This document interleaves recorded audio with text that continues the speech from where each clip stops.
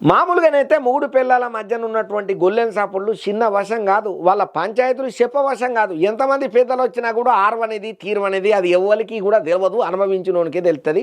ఎందుకంటే ఒక్కొక్క ఫ్యామిలీలో ఒక్కొక్క తీరుగా గొల్లెం సాపుళ్ళు ఉంటాయి మూడు పిల్లలకు.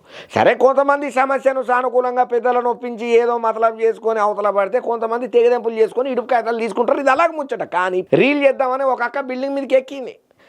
ఈమె రీల్ చేస్తానని చూసి మొగుడు ఏం చేసిందంటే, వసే నీ అవ్వ నీకు రీల్ చేస్తావా అని, నీకు ఎంత ధైర్యమే, నీకు ఎన్ని గుండెలే, బంద్ చేయమోదాలని చెప్పి గట్టిగా జోడం పెట్టుకున్నాడు.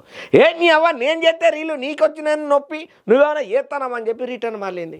ఇక ఇట్లా జరసేపు జోడం అయిన తర్వాత వాదన గట్టిగా అవుతుంది. ఒక్కసారిగా చేతులు ఉన్నట్టు ఫోన్ను బండకేసి కొట్టింది. కొడితే పర్లేదు, ఫోన్ పగిలిపోతే మళ్ళీ కొత్తది వస్తుంది. కాకపోతే ఇక్కడ ఏమైంది అంటే, అదే ఆవేశంగా మొగుడిని ఒక నూకేసరికి దువేలని చెప్పి ఆ మీదకించి కింద కట్టెల పందిరి ఉన్నది ఒకటి, దాంట్లో పడ్డాడు.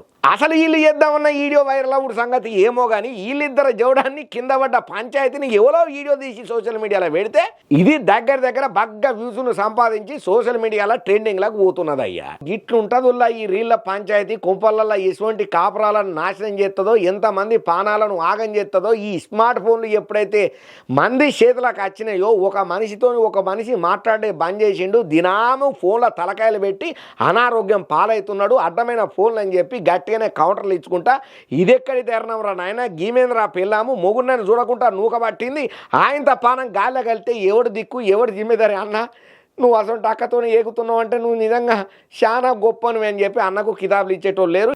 ఏదేమైనా కూడా అన్న ఆరోగ్యం కుదుట పడాలని చెప్పి, ఈ అక్కకు రీళ్ళ పిచ్చిలు తగ్గాలని చెప్పి కూడా కోరుకుందాం. అయితే ఇదంతా చూసినటువంటి కొంతమందికి మాత్రం ఒక డౌట్ అనుమానం కొడుతుంది. అరే నిజంగానే వీళ్ళు రీలు చేద్దామని అనుకోకుండా పెన్లాం నూగితే మొగుడు ఆ కట్టెల పందిరి మీద పడి నరమిరిగిందా, లేకపోతే నేను ఇట్లా నిన్ను అంటా, నేను నూకుతా, నువ్వు అవతల పడ్డట్టు జస్ట్ అని సినిమాలలో యాక్టింగ్ చేసినట్టు చెయ్యి, మనోడు దూరం నుంచి వీడియో తీస్తాడు, దాన్ని వైరల్ చేద్దామనే ప్లానా అనే కూడా డౌట్ అనుమానాలు కొడుతున్నాయట చాలా మందికి ఈ వీడియో చూసిన తర్వాత.